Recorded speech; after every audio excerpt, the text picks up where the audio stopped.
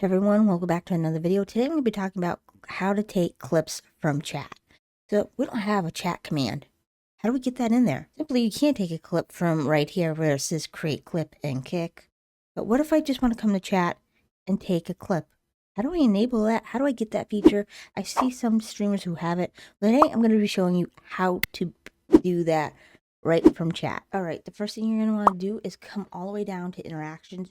Click it and come down to iClip command, and then you're just going to go ahead and enable it, and then you're going to set up who can take clips in here. I have everyone, and then you're able to do iClip 20, iClip 110, and then the default clip is just when you hit iClip, it's 30 seconds. That's all you have to do, and anyone in your chat could take a clip of your gameplay or whatever that is funny or what you're doing. Down here and hit save.